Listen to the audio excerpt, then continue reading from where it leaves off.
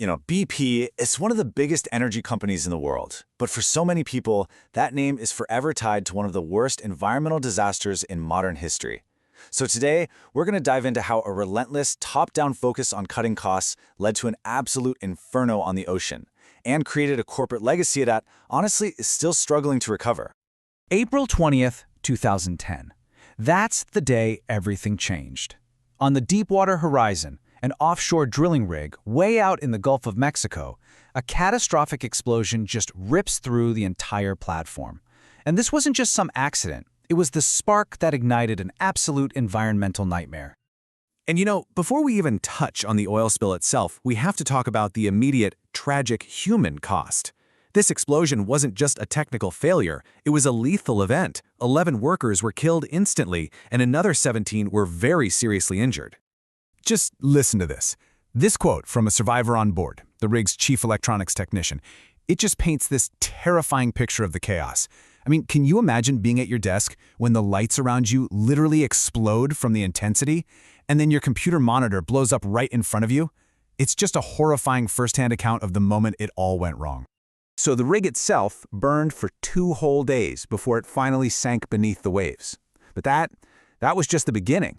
With the wellhead completely destroyed on the seafloor, what was left was an uncontrolled gusher of oil, creating a true inferno on the ocean.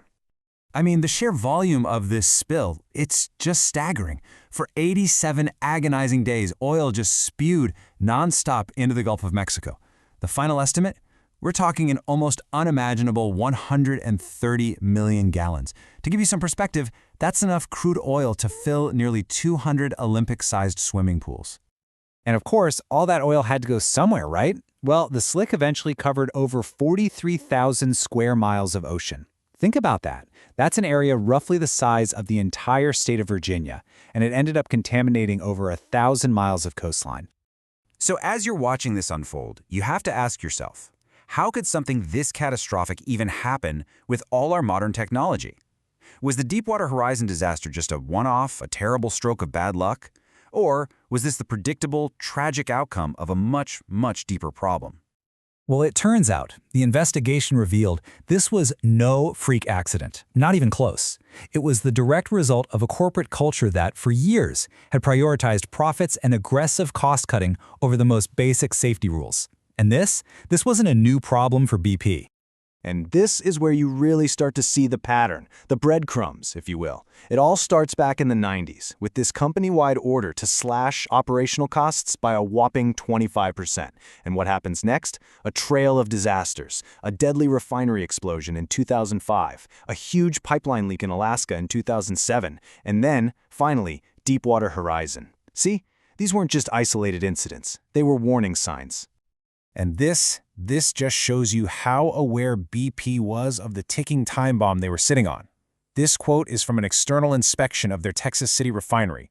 The report found broken alarms, staff getting sick from fumes, the whole 9 yards. The warning couldn't have been more explicit. And just 2 months later, that exact refinery exploded, killing 15 people. Okay, so how did this whole culture of cutting corners actually play out on the Deepwater Horizon itself?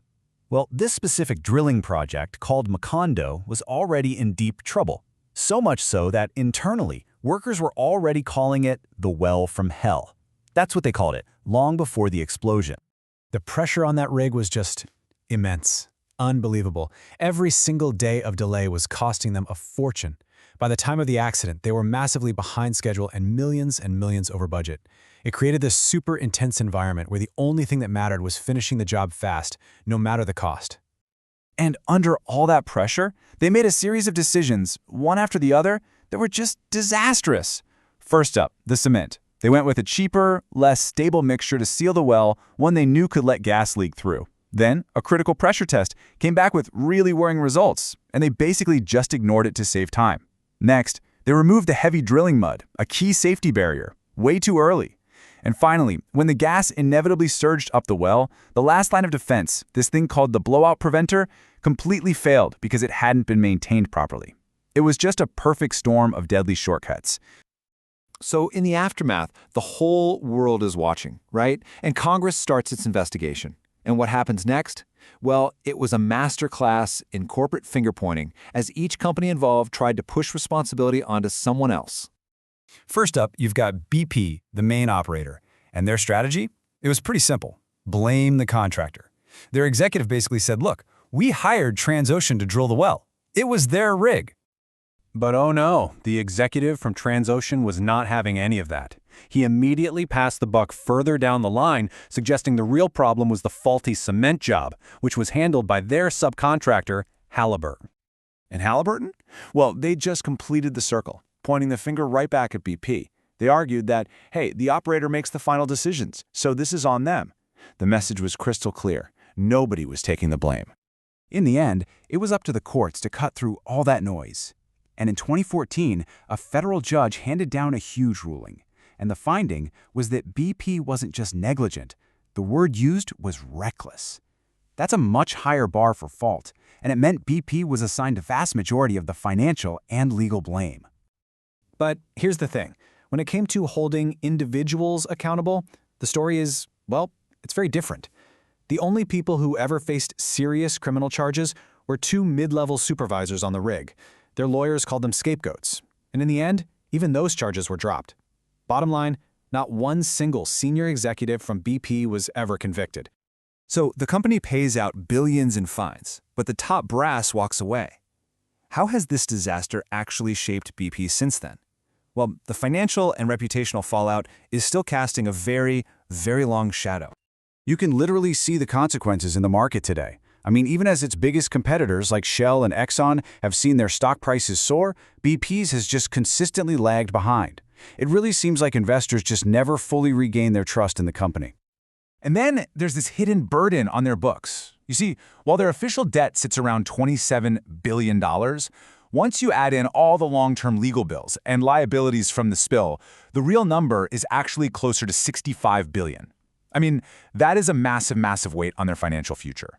You know, for a while after the spill, BP really tried to rebrand itself. They wanted to be seen as a green energy leader. But recently, that's completely reversed. They've slashed billions from their renewables budget and are now doubling down on their core business, oil and gas. It's a move that, depending on who you ask, is either a necessary business reset or a complete retreat from responsibility. So in the end, the story of BP is just this stark, powerful reminder of that constant battle between profit and safety. And it leaves us with a pretty critical question. Can a corporation that's responsible for a disaster of this scale ever truly reinvent itself? Or is it forever destined to be defined by the catastrophic price of its past?